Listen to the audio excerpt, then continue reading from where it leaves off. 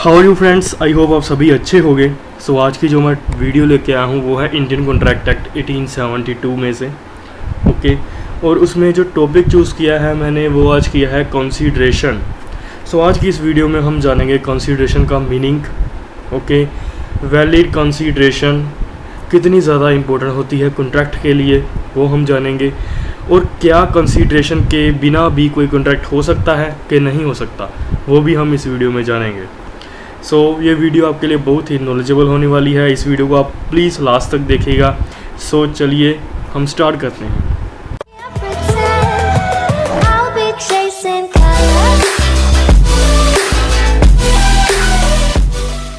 सबसे पहले जब कंसीडरेशन का क्वेश्चन आता है तो लोगों के मन में आता है कि कंसीडरेशन होती क्या है। सो मैं आपको आसान शब्दों में समझा देता हूँ कंसीडरेशन क्या होती है। कंसीडरेशन जो है वो कॉन्ट्रैक्ट का एक इम्पोर्टेंट पार्ट है। अगर कंसीडरेशन नहीं होगी तो कॉन्ट्रैक्ट जो है वो फुलफ़िल नहीं होगा। कोई भी हम कॉन्ट्रैक्ट करते हैं सो उसमें जो है हम चाहते हैं कि हमें कंसीडरेशन मिले। Okay guys, so in the Indian contract act 1872 में जो कंसीडरेशन डिफाइन है वो सेक्शन 2D में है। ओके, सेक्शन 2D क्या कहता है? सेक्शन 2D कहता है when eight the desire of the promisor. जो प्रोमिसर की, देखिए गाइस, जो कंसीडरेशन होती है उसको हम इच्छा कहते हैं। इच्छा या उसके बदले में कुछ पाना। ओके, उसको हम कंसीडरेशन कहेंगे। ओके, ये हमारा डिज़ायर होता है। Okay, desire of the promisor, ये प्रोमिसर के ऊपर है उसने कितनी कंसीडरेशन उसको चाहिए और वो कितनी कंसीडरेशन मांग रहा है। हम सेक्शन 2 को जो है सेक्शन 2 में जो दिया गया है, सेक्शन 2D में दिया गया है जो, वो वैलिड कंसीडरेशन के एसेंशियल्स हैं। ये सभी एसेंशियल्स को मिलके जो है वो सेक्शन 2D बना है। ओके, हम सेक्शन 2D को आगे एक एसेंशियल, मैंने इसको एसेंशियल्स में बांट दिया है। सेक्शन 2D को हम जो भी सेक्शन 2D में लिखा गया है वो हम एसेंशियल के थ्रू समझेंगे। ओके, सो आगे है all agreement without consideration is wide. कोई भी हम कॉन्ट्रैक्ट करते हैं, कोई भी हम एग्रीमेंट करते हैं तो वो कंसीडरेशन के बिना वाइड होता है। कंसीडरेशन के बिना कोई भी एग्रीमेंट हुआ, कोई भी कॉन्ट्रैक्ट हुआ, वो एग्रीमेंट और कॉन्ट्रैक्ट नहीं होता। अगर किसी एग्रीमेंट में या कॉन्ट्रैक्ट में कोई कंसीडरेशन नहीं है तो वो एग्रीमेंट ही नहीं होगा। ओके, अगर देखिए गाइस, अगर आप सब्जी वाले से सब्जी लेते हो तो उसको बदले में पैसे देते हो। ओके, अगर आप उसको पैसे ही ना दें, उससे सब्जी ले लें, तो वो पैसे मांगेगा कि मुझे पैसे दो। वो अगर हम उसको पैसे नहीं देंगे वो हमें सब्जी भी नहीं देगा। ओके, सब्जी वाले के लिए कंसीडरेशन क्या है? पैसा जो हम उसको देंगे। ओके, तो हमारे लिए कंसीडरेशन क्या है? हमारे लिए कंसीडरेशन है जो सब्जी है वो हमारे लिए कंसीडरेशन है। ओके गाइस, सो इसके कंसीडरेशन होना बहुत ज़रूरी है इन द कॉन्ट्रैक्ट और एग्रीमेंट में। कोई भी हम सेल करते हैं, सेल ऑफ गुड्स करते हैं या परचेस ऑफ गुड्स करते हैं, सो उसमें कंसीडरेशन जो है मेन पार्ट रोल प्ले करती है। Like in the contract, in the sale का कॉन्ट्रैक्ट है, कोई फर्नीचर बेच रहा है किसी को, सो उसके बदले में जो फर्नीचर बेच रहा है उसको क्या चाहिए? उसको पैसे चाहिए। और जिसको वो फर्नीचर दे रहा है उसको क्या चाहिए? उसको फर्नीचर चाहिए। सो जो बेच रहा है उसके लिए कंसीडरेशन क्या हुई? उसके लिए कंसीडरेशन हुई मनी। जिसको फर्नीचर जा रहा है उसके लिए कंसीडरेशन क्या हुई? उसके लिए कंसीडरेशन हुआ उसका फर्नीचर। कंसीडरेशन मीन्स इच्छा, क्या पाने की उसको इच्छा है वो हम कंसीडरेशन में ऐड करते हैं। ओके, सब कंसीडरेशन के बिना कोई भी एग्रीमेंट, कोई भी कॉन्ट्रैक्ट होगा वो वाइड होगा, वो नहीं हो सकता। कंसीडरेशन और एग्रीमेंट के बिना कॉन्ट्रैक्ट नहीं हो सकता, एग्रीमेंट नहीं हो सकता। लेकिन इसमें एक जो हमारा इंडियन कॉन्ट्रैक्ट एक्ट में एक सेक्शन ऐसा है, सेक्शन 25, जिसमें कहा गया है कंसीडरेशन के बिना भी हम एग्रीमेंट या कॉन्ट्रैक्ट कर सकते हैं। वो हम आगे समझेंगे। ओके गाइस, सो पहले हम एसेंशियल देख लेते हैं वैलिड कंसीडरेशन के क्या क्या है जो है मेंशन अंडर 2D के। सेक्शन 2D के अंदर जो जो बताया गया है कंसीडरेशन के रिलेटेड वो हम सब समझेंगे एसेंशियल के थ्रू। ओके, तो सबसे पहले क्या कहते हैं? सबसे पहले कहते हैं consideration to be given at the desire of the promisor. इसमें क्या है इसमें यह है कि प्रोमिसर की इच्छा को देखते हुए, ओके, जो प्रोमिस कर रहा है उसकी इच्छा को देखते हुए कंसीडरेशन मिलनी चाहिए। ओके, जैसे सपोज करिए कि एक चेयर है, वो है 5000 की। ओके, 5000 की चेयर है, वो कह रहा है मैं तुझे चेयर दूंगा, तू मुझे 5000 देना। मैं तुझे चेयर बेच रहा हूँ, तू मुझे 5000 देना। ओके गाइस, सो जो सेल कर रहा है उसके लिए क्या है कंसीडरेशन? 5000 रुपीज़। ओके, वो 5000 की जगह 4000 अपनी मर्जी से नहीं कर सकता। ओके, जो जिसने पर्सन ने पैसे देने हैं वो अपनी मर्जी से 5000 का 4000 नहीं कर सकता। वो तो उसके इच्छा पे है, वो कितने में उसको बेचना चाहता है, कितने में उसको बेचना नहीं चाहता फर्नीचर को। ओके, और आगे है जो हम दूसरी साइड की तरफ से बात कर लें तो उसमें क्या है, उसमें जो है उसको चेयर ही चाहिए, वो उसकी चेयर की जगह उसको टेबल नहीं बेच सकता। ओके, जैसे कि उसने ऑर्डर दिया चेयर का, वो अगर उसको टेबल बेच दे तो वो लेगा नहीं लेगा। सो ऐसा है, उसकी इच्छा, उसके डिज़ायर पे, उसके डिज़ायर को देखते हुए कंसीडरेशन होनी चाहिए। जो उसको चाहिए, सिंपल शब्द में जो उसको चाहिए वही कंसीडरेशन होगी उसके लिए।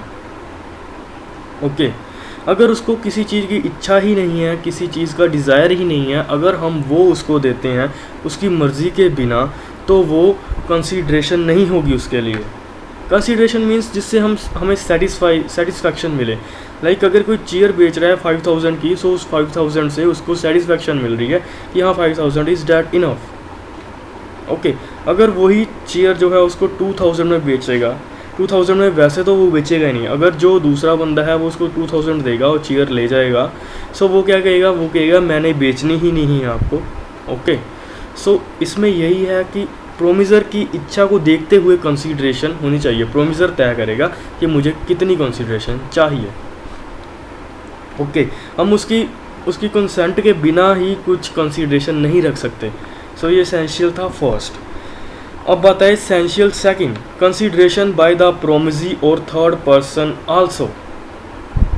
ओके गाइस, सो इसमें क्या है, इसमें कंसीडरेशन बाय द प्रोमिसी और थर्ड पर्सन की कंसीडरेशन कोई भी दे सकता है। प्रोमिसी दे सकता है या कोई उसके बिहाफ पे थर्ड पर्सन दे सकता है। इसमें दो सिचुएशन आ जाती हैं गाइस। एक क्या है, एक इंग्लैंड की सिचुएशन है, एक इंडिया की सिचुएशन है। जो इंडिया में रूल चलता है एक उसकी सिचुएशन है। सो सबसे पहले समझते हैं हम इंग्लैंड में क्या है।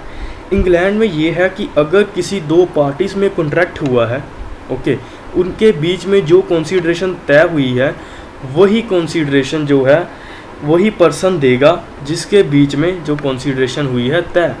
लाइक प्रोमिसी ही उसको कंसीडरेशन देगा, कोई थर्ड पर्सन उसके बिहाफ पे उसको कंसीडरेशन नहीं दे सकता। Okay guys, for example like a और बी है, ए और बी में जो कॉन्ट्रैक्ट हुआ है कि मैं तुझे इतने पैसे में ये चेयर बेचूंगा। ओके, ये चेयर या वॉच कुछ भी ले लो, ये मैं बेचूंगा। और बी क्या कहता है, ए कहता है कि मैंने जो तेरे को दे रहा हूँ, बी को जो पैसे दे रहा, जो मैं चेयर दे रहा हूँ उसके पैसे मैं एक्स से ले लूँगा। या बी ने कहा कि जो तू मुझे चेयर दे रहा है उसके पैसे तू एक्स से ले लेना। ओके गाइस, इसमें कॉन्ट्रैक्ट किन के बीच में हुआ, इसमें कॉन्ट्रैक्ट ए और बी के बीच में हुआ, क्योंकि ए ने चेयर किसको बेची, बी को। लेकिन बी क्या कह रहा है कि आप पैसे एक्स से ले लेना जो मेरा फ्रेंड है। ओके, सो इंग्लैंड में क्या है, इंग्लैंड में ये जो रूल है वो वैलिड है। ऐसा नहीं हो सकता, जिन दो लोगों के बीच में कॉन्ट्रैक्ट हुआ है वही दो लोग जो हैं वही कंसीडरेशन एक दूसरे को दे सकते हैं। ओके गाइस, सो ऐसा नहीं है कि जैसे ए और बी के बीच में कॉन्ट्रैक्ट हुआ है, सो एक्स जो है वो थर्ड पर्सन है। ओके, एक्स थर्ड पर्सन है। एक्स अगर एक्स लायबल होगा कि ए को देने के लिए वो कंसीडरेशन, वो अमाउंट देने के ही लायबल होगा। अगर एक्स नहीं पे करता तो ए जो है वो ए एक्स को सू नहीं कर सकता अंडर द इंग्लैंड लॉ में। इंग्लैंड के लॉ में वो एक्स को सू नहीं कर सकता अगर वो बी का जो है कंसीडरेशन पे नहीं करता ए को। बट इंडिया में क्या है, इंडिया में ये है कि अगर ए ने कोई चीज़ बी को बेची है और बी ने कहा कि एक्स से पेमेंट ले लेना, ओके, तो एक्स लायबल होगा ए को देने में, ए को मनी देने में, ए को उस बी की कंसीडरेशन देने के लिए एक्स क्या होगा, एक्स लायबल होगा। ओके गाइस, इसमें थर्ड पर्सन का यही रोल था। आगे आ जाता है डॉक्ट्राइन ऑफ प्राइवेटी ऑफ कॉन्ट्रैक्ट। जो डॉक्ट्राइन ऑफ प्राइवेटी ऑफ कॉन्ट्रैक्ट है, इस डॉक्ट्राइन में क्या कहा गया, in this doctrine only those person who are parties to the contract can enforce the same, no stranger can enforce a law। मतलब कि इसमें ये कहा गया कि जो दो पर्सन के बीच में कॉन्ट्रैक्ट हुआ है, ओके, वही दो पर्सन एक दूसरे को सू कर सकते हैं। कोई तीसरा पर्सन जो है उसको सू नहीं कर सकता, चाहे उसके बेनिफिट के लिए वो कॉन्ट्रैक्ट हुआ हो।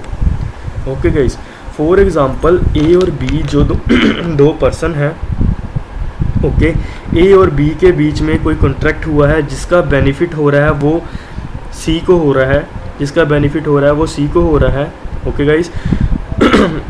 अगर ए और बी के बीच में कोई ऐसा मिसकंडक्ट हो जाता है कि वो कॉन्ट्रैक्ट टूट जाता है, तो सी क्या है, सी ए के ऊपर या बी के ऊपर केस फाइल नहीं कर सकता।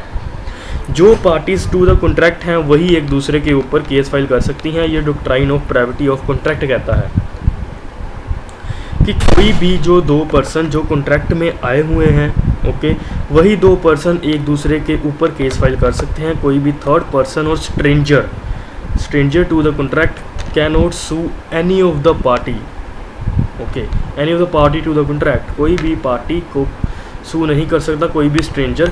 बस जिन दो लोगों के बीच में कॉन्ट्रैक्ट हुआ है वही दो लोग एक दूसरे को सू कर सकते हैं, एक दूसरे के ऊपर केस फाइल कर सकते हैं। सो नेक्स्ट हम आ जाते हैं एसेंशियल थर्ड पे। एसेंशियल थर्ड क्या कहता है, कंसीडरेशन में भी पास्ट, प्रेजेंट और फ्यूचर। कंसीडरेशन पास्ट में भी हो सकती है, प्रेजेंट में भी हो सकती है, फ्यूचर में भी हो सकती है। पास्ट में कैसे होगी गाइस, पास्ट में ऐसी होगी कि कोई पर्सन है, ठीक है, उसका जो डॉग है वो गुम हो गया, ओके, उसका डॉग है वो गुम हो गया, तो उसने क्या कहा, अगर आप उसका डॉग जो है गुम हो गया, ओके, सो वो उसको जो दूसरे पर्सन ने हेल्प की डॉग ढूंढने में, उसके जो कोई पर्सन था उसने जो है उस व्यक्ति की जिसका डॉग गुम हुआ है उसकी हेल्प की डॉग ढूंढने में, और उसने डॉग क्या है उसका ढूंढ लिया, जो उसका कुत्ता गुमा हुआ था उसको उसने ढूंढ लिया।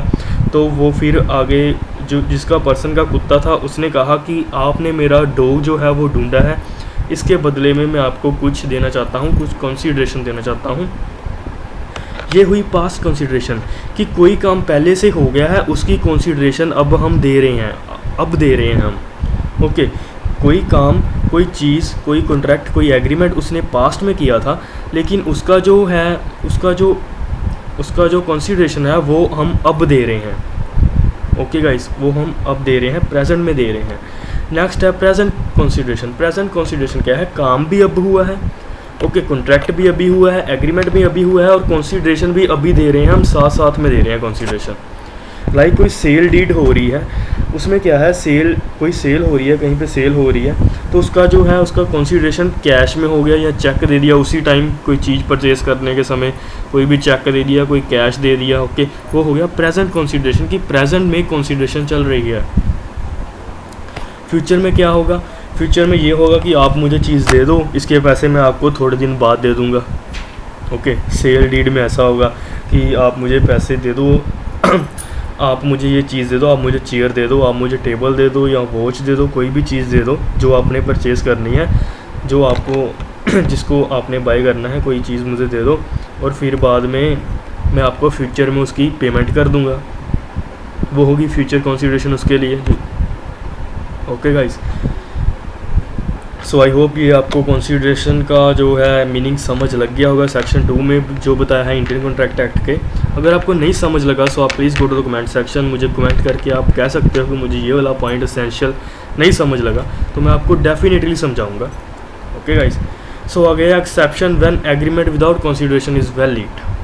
सो मैंने ऊपर क्या बताया था, मैंने ऊपर सेक्शन में मैंने ये बताया था कि कोई भी एग्रीमेंट या कॉन्ट्रैक्ट हो वो बिना कंसीडरेशन के क्या होता है, वॉइड होता है, वो लागू ही नहीं होता। लेकिन जो हमारा इंडियन कॉन्ट्रैक्ट एक्ट 1872 का एक ऐसा सेक्शन है जो कि ये कहता है कि कंसीडरेशन के बिना भी कॉन्ट्रैक्ट वैलिड हो सकता है। लेकिन वो किन केसेस में होगा, वो 3 केसेस में होगा। वो 3 केसेस कौन कौन से हैं? ए फर्स्ट है नेचुरल लव और अफेक्शन, किसी को किसी के साथ प्यार हो या उसके साथ कोई अफेक्शन हो, कोई रिलेशन हो, कोई अफेक्शन हो, उसके साथ प्यार हो, इसीलिए वो विदाउट कंसीडरेशन भी कोई काम कर सकता है। लाइक आपके फादर हैं, आपके फादर आपके साथ जो हैं उनका जो है नेचुरल लव और अफेक्शन है आपके साथ, अगर वो आपके लिए कोई चीज़ परचेज़ करते हैं तो वो आपको ये थोड़ी कहेंगे मैंने आपके लिए ये चीज़ परचेज़ की, आप बदले में मुझे भी कुछ दो। ओके गाइस, सो इस तरह के जो एग्रीमेंट्स होते हैं, इस तरह के कॉन्ट्रैक्ट होते हैं, उनमें ये वैलिड होता है, उनमें ये कंसीडरेशन हो चाहे ना हो तब भी वो एग्रीमेंट जो है, कॉन्ट्रैक्ट वो जो है वो वैलिड होगा। ओके गाइस, जैसे कि मैंने ऊपर बताया, कोई भी कंसीडरेशन के बिना कोई भी कॉन्ट्रैक्ट हुआ है, एग्रीमेंट हुआ है, वो वाइड होगा। लेकिन इन 3 केसेस में कोई भी एग्रीमेंट हुआ है, कोई भी कॉन्ट्रैक्ट हुआ है विदाउट कंसीडरेशन, तब भी वो वैलिड होगा। First of all natural love और अफेक्शन, अगर किसी के साथ किसी को प्यार है या अफेक्शन है, ओके, तो तब भी वो वैलिड होगा। ओके, सो सेकंड है already done voluntary for promisor, उसने कोई ऐसी चीज़ पहले से ही कर दी प्रोमिसर के लिए, ओके, कि जिससे कि उसको कंसीडरेशन लेने की ज़रूरत ही नहीं है, उसने पहले से ही वो काम कर दिया है। ओके, बिना कहे वो काम कर दिया है। ओके गाइस, तब भी। और थर्ड है प्रोमिसर टू पे टाइम बैरल डेट। गाइस, जो प्रोमिस टू पे टाइम बैरल डेप्ट है, ये सेक्शन 25 का 3rd क्लोज है। सो इसमें इसको समझने के लिए हमें पहले समझना पड़ेगा टाइम बैरल डेप्ट होता क्या है। टाइम बैरल डेप्ट, जो टाइम बैरल डेप्ट होता है, इसको मैं समझाऊंगा आपको एक एग्जांपल की तरह। ओके, सो एग्जांपल समझिए आप गाइस। आपने आपके फ्रेंड को, जो आपका फ्रेंड है, आपने आपके फ्रेंड को लाइक 1 लाख रुपीस जो है वो एज ए लोन दिए। अपने फ्रेंड को आपने 1 लाख रुपीस लोन दिए, और आपका फ्रेंड क्या कहता? आपका फ्रेंड कहता मैं आपको 1 साल के बाद वो पैसे जो है वापस कर दूंगा। फॉर एग्ज़ाम्पल कि आपने आपके फ्रेंड को 2019 में जो पैसे दे दिए एज ए लोन। कितने पैसे दिए? 3 लाख रुपीस। ओके गाइस, सो उसने क्या कहा? उसने कहा मैं आपको ये 3 lakh rupees after the 1 year वापस कर दूंगा, लाइक 2020 में वापस कर दूंगा। ओके गाइस, सो 2020 में 1 साल बीत गया, तो आपका फ्रेंड क्या कहता? आपका फ्रेंड कहता मैं ये पैसे आपको नहीं दूंगा अब। ओके, मैं पैसे नहीं दूंगा। आपका फ्रेंड मुकर गया कि मैं पैसे मैंने पैसे नहीं देने।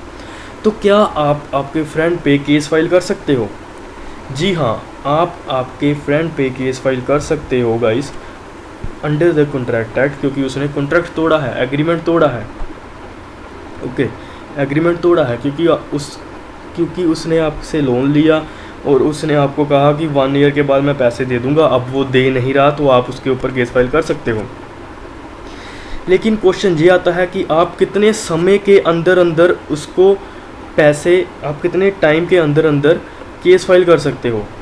ओके, सो इसकी गाइस कुछ लिमिट होती है कि आप इतने टाइम के अंदर अगर किसी को लोन दिया है, वो लोन देने से मना करता है, तो आप इतने टाइम लिमिट के अंदर उस पर केस फाइल कर सकते हो। अगर वो टाइम निकल गया तो फिर आप उसके ऊपर केस फाइल नहीं कर सकते, और वो जो पैसा होगा आपका वो मिट्टी हो जाएगा, वो पैसा ख़त्म हो जाएगा, वो पैसा नहीं मिलेगा। और हम दूसरे जिसको लोन दिया है उसको कंपेल नहीं कर सकते तू मेरा पैसा दे ही दे। ओके, सो गाइस, जो टाइम पीरियड दिया गया है वो लिमिटेशन एक्ट में दिया गया है। लिमिटेशन एक्ट जो है हमारा इंडिया का, उसमें जो है वो टाइम लिमिट दी गई है। वो टाइम लिमिट दी गई है कि जिसके अंदर हमें जो है उसको उसके ऊपर केस फाइल करना होता है। सो वो टाइम लिमिट क्या है? वो टाइम लिमिट है 3 year, with in the 3 year. Okay guys, 3 साल के अंदर हमने उसके ऊपर केस फाइल करना होता है। वो केस 3 साल कब से स्टार्ट होंगे? वो 3 साल जब आपके फ्रेंड ने मना किया है कि आपको पैसा देने से, वो 3 साल तब से स्टार्ट हो जाएंगे। जिस दिन से आपके फ्रेंड ने मना कर दिया कि मैं तुझे अब पैसे नहीं दूंगा, उस दिन से लेकर आगे के 3 साल के अंदर अंदर आप जो है उसके लिए केस फाइल कर सकते हो और उससे जो है पैसे ले सकते हो। ओके गाइस, 3 साल कितने हो गए? 2021, 2022 और 2023। 2023 तक हम उसके ऊपर केस फाइल कर सकते हैं और पैसे ले सकते हैं। जब बात आ जाती है 2024 की, अगर हमने 2023 तक जो है पेमेंट उससे ले ली तो ठीक है, अगर 2024 आ गया तो हम अब उससे पैसे नहीं ले सकते और केस फाइल नहीं कर सकते। 2020 में अगर हम केस फाइल करेंगे तो कोर्ट हमसे ये पूछेगा कि आपको जब कोर्ट ने लिमिट दी गई है कि 3 साल की, तो आप तब कहाँ थे? ओके, सो आपने तब केस फाइल क्यों नहीं किया? अब क्यों केस फाइल कर रहे हो? अब आपको कोई रेमेडी नहीं मिलेगी after the 3 year. Okay guys, so 2024 में वो केस फाइल नहीं कर सकता, ना ही आपका फ्रेंड जो है आपको पैसे देने के लिए लायबल होगा।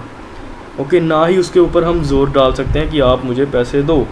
So after the time period के एक्सपायर होने के बाद 2023 के बाद जो ये पैसे होंगे, जो ये लोन होगा, वो क्या बन जाएगा? वो बन जाएगा टाइम बैरिड डेब्ट। ओके गाइस, सो 2020 में जो पैसा आपने लोन दिया था, आप उसके रिकवर नहीं कर पाए, आप उसको केस फाइल नहीं कर पाए, तो वो बन जाएगा टाइम बैरिड डेब्ट। वो टाइम बैरिड डेब्ट क्या है? आपके फ्रेंड की मर्ज़ी है आपको पैसे दे चाहे ना दे। वो अगर नहीं देता तब भी हम कुछ नहीं कर सकते, वो अगर दे देता है तो बेस्ट एंड गुड है। ओके गाइस, सो टाइम बैरिड आगे क्या हुआ? आगे 2024 में अचानक आपके फ्रेंड को लगा कि हाँ, मैं आपके पैसे जो है वो वापस कर दूं। ओके, उसके मन में ही आया कि मैं आपके पैसे वापस कर दूं। तो उसने क्या किया? उसने एक रिटर्न स्टेटमेंट में, एक रिटर्न फॉर्म में आपके साथ एग्रीमेंट कर लिया कि मैं आपको जो है इतने दिन के अंदर अंदर जो आपका जो बैलेंस था वो मैं रीपे कर दूंगा। ओके, 2024 के बाद इसमें जो है उसका कोई फ़ायदा नहीं हुआ। ओके, ना ही उसको कंसीडरेशन मिल रही है कोई। ओके गाइस, अगर वो पैसे दे देता है हमें, पिछले जो उसने लोन लिया था उसके हमारे जो पैसे मिट्टी हो गए थे, ख़त्म हो गए थे, अगर वो पैसे दे देता है तो उसमें उसका कोई फ़ायदा नहीं है, वो हमारा फ़ायदा है। वो इंसानियत के नाते वो हमें पैसे वापस दे रहा है। वो चाहे नहीं भी दे सकता, लेकिन वो पैसे हमें दे रहा है, इसीलिए उसको कोई कंसीडरेशन तो नहीं मिल रही। इसीलिए ये कंसीडरेशन का मैटर जो है ये इस सेक्शन 25 में डाला गया था। ओके गाइस, इसमें क्या है? इसमें टाइम बैरिड डेब्ट में उसको कोई कंसीडरेशन तो नहीं मिल रही ना, लेकिन तब भी वो जो उस रिटर्न स्टेटमेंट में लिख कर दे रहा है कि हाँ मैं आपको पैसे वापस कर दूंगा, तो वैलिड होगा agreement. Okay guys, I hope आपको समझ लग गया होगा टाइम बैरिड डेब्ट का कॉन्सेप्ट सेक्शन 25 क्लॉज 3 में क्यों डाला गया। ओके, अगर आपको फिर भी कोई डाउट है सो आप please go to the comment box, आप मुझे कमेंट करिए, मैं आपको अच्छे से समझा दूंगा। आई होप आपको ये वीडियो अच्छी लगी होगी। आपको कोई भी डाउट है please go to the comment box, I will definitely answer your question. अगर आपको ये वीडियो अच्छी लगे so please subscribe our channel and like this video. Okay, so आप मैंने इस चैनल पे बहुत सारी ऐसी ही वीडियो डाली है, सो आप प्लीज़ वो भी वीडियो देखिए। ओके, अगर आपको वो अच्छी लगे तो वो भी लाइक करिए। Thank you so much guys for watching, subscribe for more videos.